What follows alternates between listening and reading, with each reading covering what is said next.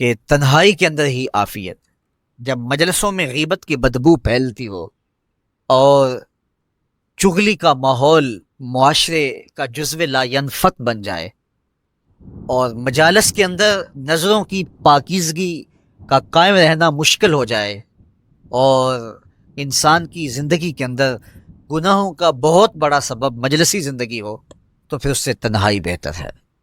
حضرت شاہ نقشبند بخاری فرماتے ہیں کہ فقیر کے لیے سب سے اچھی جگہ اللہ کا گھر مسجد ہے، یا کسی کامل صالح شخص کی صحبت ہے، اور یا پھر تنہائی ہے. چوتھی جگہ ہلاکت کے علاوہ اور کچھ نہیں ہے. ہمیں اپنے کاروبار میں، اپنے معاملات میں، اپنی ملازمتوں میں جانے کی تلقین کی گئی تو وہاں یہ تلقین کی گئی کہ دیر سے جاؤ جلدی واپس آ جاؤ، اور مسجد میں جاتے ہوئے تلقین کی گئی کہ جلدی جاؤ اور دیر سے واپس آؤ. لیکن ہم مسجد کے دروازوں پہ جب دور موجود میں رش دیکھتے ہیں کہ لوگ بہت جلدی نکلنا چاہتے ہیں، حتیٰ کہ کندھوں سے کندھے ٹکرا رہے ہوتے ہیں کہ جلدی سے باہر نکل جائیں، حالانکہ وہ عافیت کی جگہ ہے. 2 منٹ زیادہ بھی ہو جائیں تو کوئی حرج نہیں ہے. اور ایسے لوگوں کو بھی نکلنے میں جلدی کرتے ہوئے دیکھا ہے کہ لگتا تو یہ تھا کہ شاید یہ انہوں نے کسی ضروری کام پہ جانا ہے، لیکن باہر نکل کے بازار میں پھٹے پہ بیٹھے تھے اور مسجد سے نکلنے کی جلدی بہت تھی. تو مسجد میں جلدی جاؤ اور دیر سے واپس آؤ، اور بازار میں دیر سے جاؤ اور جلدی واپس آؤ، لیکن ہمارے رویے اس کے برعکس ہو گئے.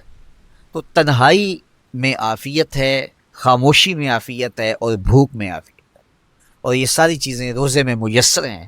فرمایا تم سے اگر کوئی شخص الجھے، بحث کرے، لڑائی کرنا چاہے تو تم اسے کہو انی صائمٌ، میں نے روزہ رکھا ہوا ہے. اسی طرح جو ہے وہ روزے سے آپ کو یکسوئی ملے گی، قرآن مجید کی تلاوت کا ماحول ہوگا اور تم بھوک کاٹو گے، اور یہ تینوں چیزیں تمہارے نفس کو کمزور کرنے والی ہیں. شیطان بند گیا، نفس کمزور ہو گیا، اور جب نفس کمزور ہو گیا، کمزور ہوتا ہے یہ نفس، مرتا نہیں ہے. یہ تو کوئی ہے باج فقیراں کسے نہیں ماریا، باہو ظالم چور اندر دا. یہ اندر والا چور جو ہے وہ اتنی آسانی سے قابو آتا ہی نہیں ہے، یہ پھر سر اٹھا لیتا ہے. اس کو جتنا کچلو یہ کچھ عرصے کے بعد تھوڑی سی خوراک ملتی ہے تو پھر سر اٹھا لیتا ہے.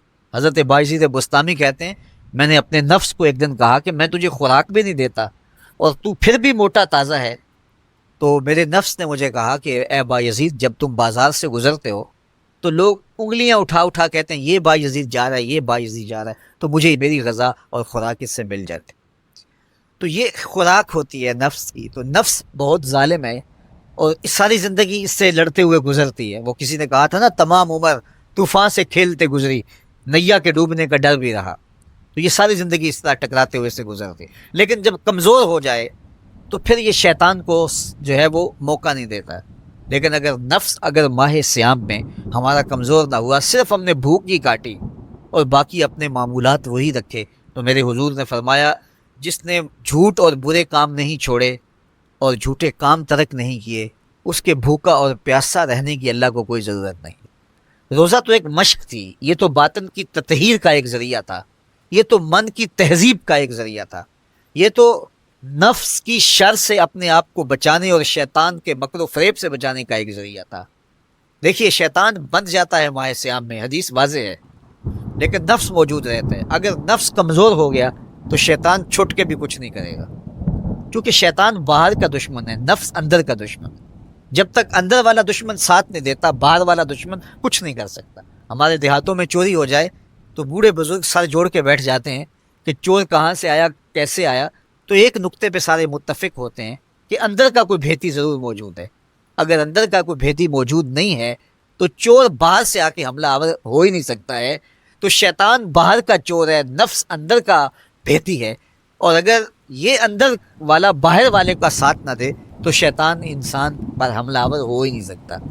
اس لیے اس کو قابو کر لیں، اس کو رام کر لیں، تاکہ شیطان چھٹنے کے باوجود بھی جو ہے وہ ہمارے اوپر حملہ آور نہ ہو سکے. ورنہ وہ تو پیچ و تاب کھا رہا ہے کہ یہ جو تم نمازیں پڑھتے ہو، سروں پہ ٹوپیاں تم نے پہنی ہیں اور بڑے شریف بن کے مسجد میں جا رہے ہو، ذرا چھٹ لوں عید کے دن ہی جو ہے وہ تمہارا سارا کیا دھرا برباد نہ کیا تو مجھے شیطان نہ کہنا.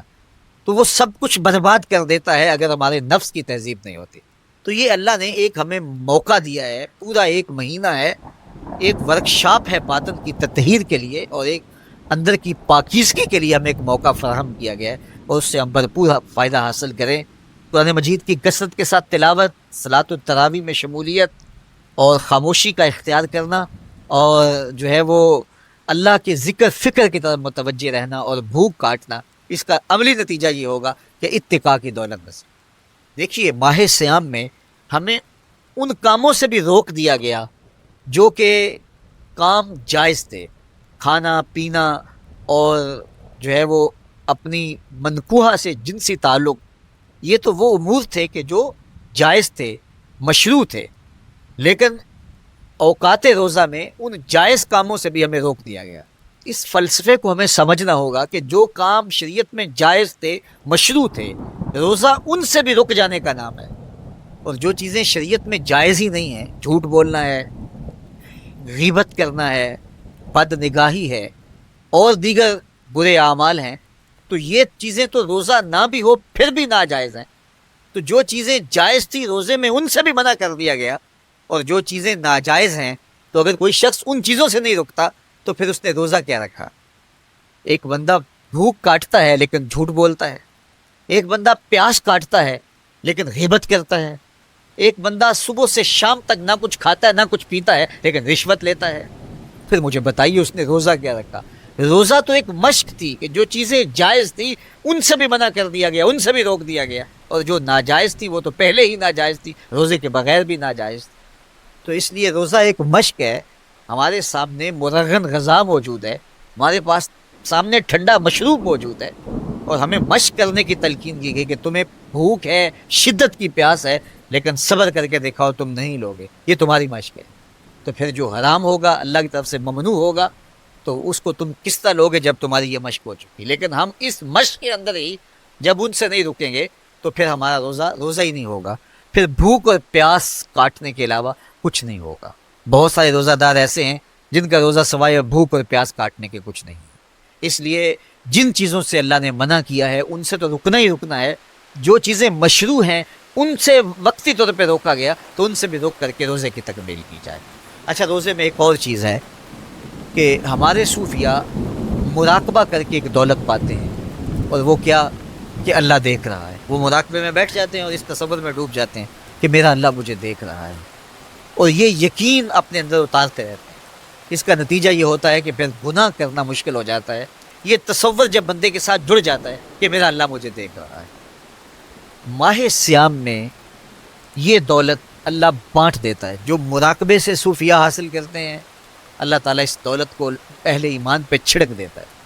کڑکتی دھوپ، برستی گرمی، زبان کانٹا، ہونٹ خشک، ٹھنڈا پانی دستیاب، دروازہ مقفل، کوئی دیکھنے والا بھی نہیں ہے، لیکن بندہ ایک گھونٹ بھی نہیں پیتا، وضو کرتے بھی احتیاط کرتا ہے کوئی قطرہ حلق سے نیچے نہ اتر جائے، کیوں کہ میرا اللہ مجھے دیکھ رہا ہے۔ جو چیزیں صوفیاء کو مراقبے سے نصیب ہوتی ہیں، ماہ صیام میں اللہ اس دولت کو بانٹ دیتا ہے، چھڑک دیتا ہے، بارش کی طرح وہ دولت برستی ہے، اور یہ تصور ہمارے ساتھ جڑ جاتا ہے کہ میرا اللہ مجھے دیکھ رہا ہے۔ ہم پانی نہیں پیتے، اللہ دیکھ رہا ہے، مرغن غذائیں موجود ہیں کہ اللہ دیکھ رہا ہے۔ تو میں یہ پوچھتا ہوں کہ ہم کھانا نہیں کھاتے کہ اللہ دیکھ رہا ہے، ہم پانی نہیں پیتے کہ اللہ دیکھ رہا ہے، لیکن جب رشوت لے رہے ہوتے ہیں اللہ اس وقت نہیں دیکھتا؟ جب نظر بھٹک رہی ہوتی ہے اللہ اس وقت نہیں دیکھتا؟ جب خیال بہک رہا ہوتا ہے اللہ اس وقت نہیں دیکھتا؟ جب سوچوں میں آوارگی آتی ہے اللہ اس وقت نہیں دیکھتا؟